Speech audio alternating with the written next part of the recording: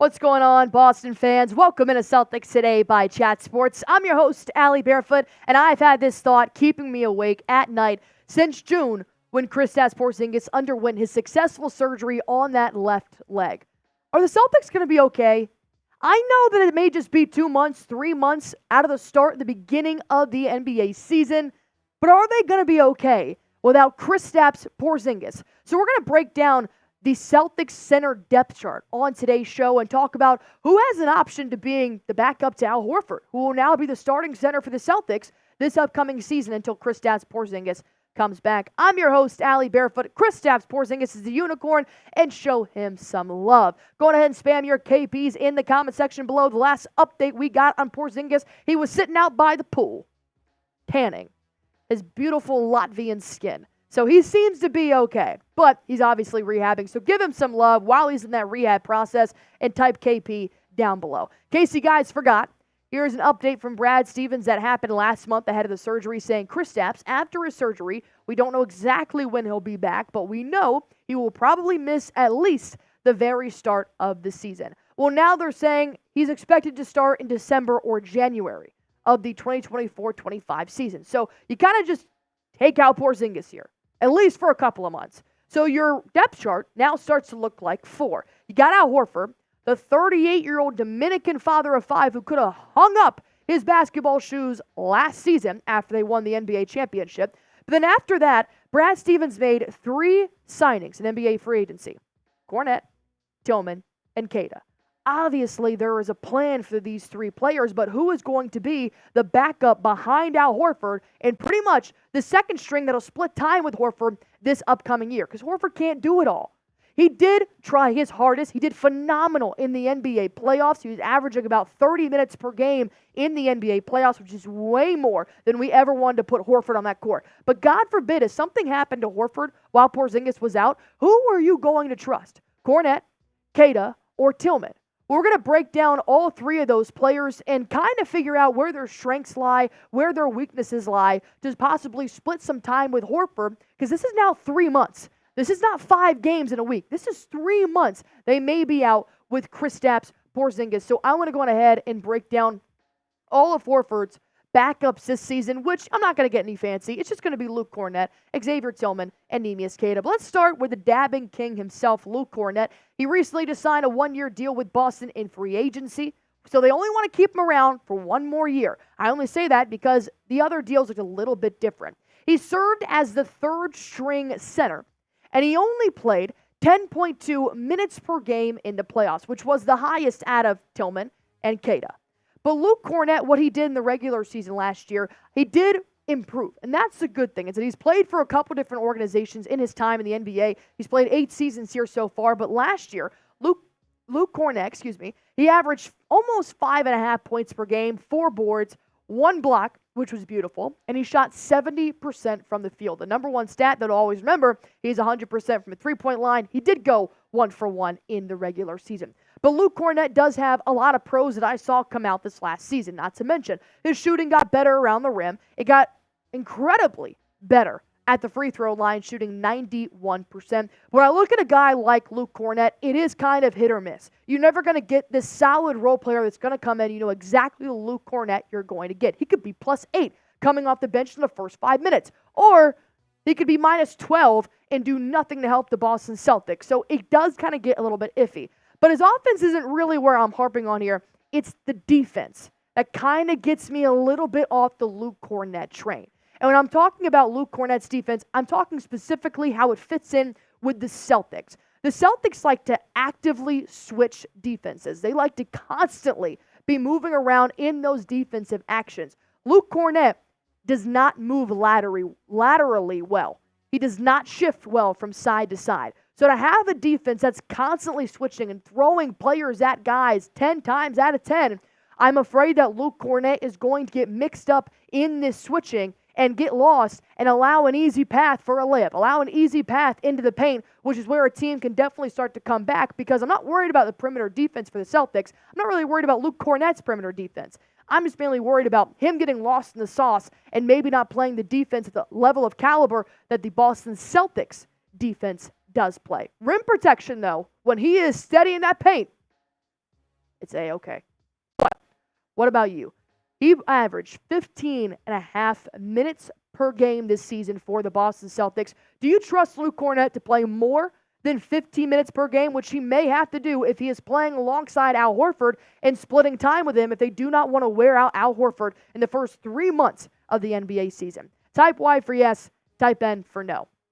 I'll talk about Neemias Queeta and Xavier Tillman in just a quick second, but I got to let you guys know about Game Time, one of our sponsors here at Chat Sports. It's been a while since we talked about Game Time, but I'm telling you, their prices and their protocols are still all the same, and they're better than ever. Why? They have the lowest prices guaranteed. They got the best seats in the house, and they also show you exactly where you guys are going to be sitting when you're browsing through the Game Time app. I have actually gone on the Game Time app, not even looking for a specific event. I've just gone and they said, hey, this person's going to be at a concert near you. Hey, do you want to go see a WNBA game? The Dallas Wings playing right down the street from me. And they offer me the best price. So it's kind of like, I didn't even know I needed this in my life until I downloaded the Game Time app. I created an account and I used code CHATSPORTS, CHATSPORTS, and got $20 off my first ticket purchase while terms applied. And the beauty of it is that you guys have the Boston Red Sox in your backyard. I love Fenway. I took a tour of Fenway back when I was a teenager, and I absolutely fell in love with the history that was there. I've been to many Yankee games in my lifetime, but I've been to one Red Sox game, and that was when the Yankees traveled to Fenway. It was a beautiful July night. The sun was setting. It was awesome, man. Obviously, I didn't have a beer. I was like 12 years old, so I'm pretty sure I had like an ice cream cup cone. But if I had used Game Time for those seats, I probably would have been a little bit closer than the absolute nosebleeds because obviously my parents didn't know about Game Time when I was 12 years old. So if you guys want to see where exactly you're going to be sitting in a 3D type of view, go on ahead, download Game Time today. Go on ahead and create an account and use code CHATSPORTS to get $20 off your first purchase while terms do apply. Like I said, go on ahead, hop on it, see what you guys can do, and see what events you guys can get into heading into the NBA, MLB, and NFL season. Let's talk about Tillman here, shall we? He agreed to a 2-year deal on a vet minimum this offseason, which was 1 year longer than Luke Kornet's deal was, and he signed with the Celtics at the trade deadline. So he only got to play with the Boston Celtics from February to June. And his minimum offensive role during the playoffs. He really didn't have a lot going on when he came off the bench. He averaged less than 10 points per game when it came to the playoffs. When he was on the court, it really was just for defense. He didn't really do anything on offense. Well, that's what I've kind of learned here with Tillman and what he has to offer the Celtics. He averaged about 4 points per game last season, about 2.5 rebounds, half a block, and he shot 51% from the field. Keep in mind, I'm not looking at Tillman to come in and be this offensive powerhouse. He kind of is the exact opposite of Luke Kornet. You're putting Tillman in because you want this stocky 6'7" player beefing up your paint and playing a little bit better defense. Not to mention, Tillman locked up Luke Kornet. It's Luke Kornet. Luka Doncic in the finals. That was what was really cool. Is that when Tillman came in, I mean, you guys can pull up the videos of me. I'm like, why the hell are you putting in Tillman right now, Joe? And he proved me wrong. He was very good at defending one of the top guards in the NBA, being Luka Doncic. But like I said, it's not the defense that I'm worried about. It's the offense and how he runs with the Boston Celtics. He doesn't have the speed. He doesn't have the agility to keep up with how fast that Celtics offense does move. And when Tillman, you're really just kind of getting an outlet passer. You're going to dish it out to him, make a quick cut, and Tillman's going to give it right back to you, which is when you look at somebody like Horford and Porzingis, they can drain it themselves, maybe even Luke Kornet. Tillman, he's going to be your middleman. And when I look at Tillman, I genuinely think of an NFL running back, bruising back type of player. He's just this stocky, beefy guy hanging out in the paint, and he's good at blocks. He's got averaged half a block. He's good at rebounding. He's even better at offensive rebounding, which you guys know I'm always a fan of. But I don't know if he's the best versatile option when it comes to backing up Al Horford. I feel like you're getting two very different types of players despite them looking like the exact same player when they're on the court. So it's going to be interesting to see if Xavier Tillman makes a little bit more out of his skill set or if he is just going to be this defensive menace for the Celtics and maybe not produce anything on the offensive side of the ball. In my opinion, I think Neemias Queeta is one of the more well-rounded centers the Boston Celtics do have in their depth chart when it comes to Luke Kornet, Xavier Tillman, and Neemias Queeta. He signed the largest deal in the NBA offseason. He signed a 3-year deal with Boston. He earned a standard contract in April after being a two-way player and helping the main G League team go to the championship for the G League that season. So for Neemias Queeta, he actually has the most points out of these three players, and he only played 28 games. So he did play a lot less than Luke Kornet, so his average obviously is going to be up. 5.5 points, 4.5 rebounds, nearly a block a game, and he shot 64% from the field. Obviously, most of that coming inside the paint or around the rim. I think he's the best option in the paint. When it comes to actually producing points in the paint and producing defense in the paint, cleaning the glass, rim protecting, being able to put shots back up, being able to be a player that you can dump off passes to when Drew Holiday cuts down low, or when Jason Tatum gets caught in the corner, a nice bounce pass to Neemias Queeta. He knows what to do when he's at the post. Outside of the post, it gets very slim what Neemias Queeta can do. But that's why I said I think he's the best option when it comes to playing in the paint for the Boston Celtics.